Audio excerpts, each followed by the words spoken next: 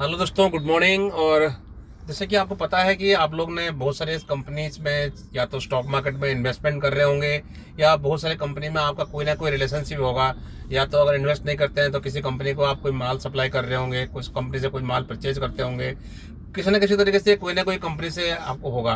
तो इससे रिलेटेड मैं आपको एक पॉइंट बताऊं कि हर एक कंपनी का जो कंपनी हो जाता है, जो private limited public limited company होते हैं, उनके कंपनीज में अभी एक रिसेंट ट्रेंड देखा गया है कि जो उनके ऑडिटर्स होते हैं, जो स्टैट्यूटरी ऑडिटर्स जो होते हैं, जो चार्टर्ड अकाउंटेंट्स होते हैं, क्योंकि हर एक कंपनी का जो फाइनेंशियल स्टेटमेंट्स ऑडिट करना मैंडेटरी है। मतलब कंपनी का खास करके बता रहा हूँ, प्राइवेट पार्टनरशिप फार्म की बात नहीं कर रहा हूँ, सबकी कंपनीज की बुक्स ऑफ अकाउंट्स और फाइनेंशियल्स को ऑडिट करना मैंडेटरी है। और ये चार्टर्ड अकाउंटेंट फॉर्म करते हैं इसको। तो हर कंपनी को एक ऑडिटर अपॉइंट करना पड़ता है।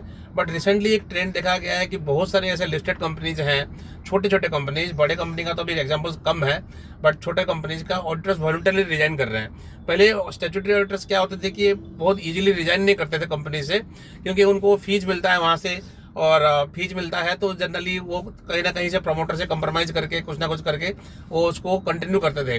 बट नाउ अभी एक लेटेस्ट ट्रेंड आया है कि स्टैट्यूटरी ऑडिटर्स जो है वो कोई कुछ ना कुछ रीजन देके वो रिजाइन कर रहे हैं, मतलब क्या। तो ये एक बहुत बड़ा गलत ट्रेंड है। तो ये कभी भी कोई भी कंपनीज के स्टैट्यूटरी ऑडिटर अगर रिजाइन करता है तो ये एक अर्ली वार्निंग सिग्नल है। मतलब जरूरी नहीं कि उस कंपनी में कोई फ्रॉड हो रहा है, एक अर्ली वार्निंग सिग्नल है।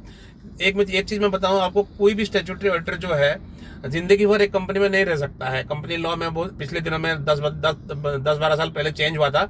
एक स्टैट्यूटरी ऑडिटर जो है मैक्सिमम 10 साल रह सकता है कंपनी में, 5-5 साल का 2 बार।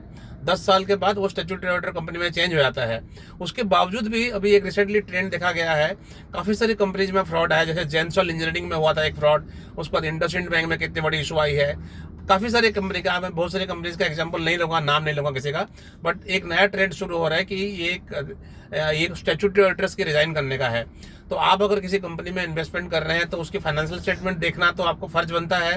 प्रॉफिट कितना है, क्या है, कैसे चल रहा है कंपनी का, प्रोडक्ट कैसे चल रहा है, सेल कैसे हो रहा है। बट इसमें आपको उस कंपनी के बारे में ट्रैक करना ये भी जरूरी है।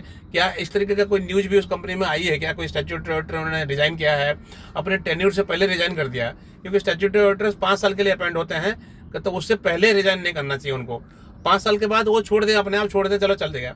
तो स्टैट्यूटरी ऑडिटर का रेजिग्नेशन जो है आपको बहुत इंपॉर्टेंट एक डेवलपमेंट है, तो आपको ध्यान रखना चाहिए। Thank you very much, have a good day.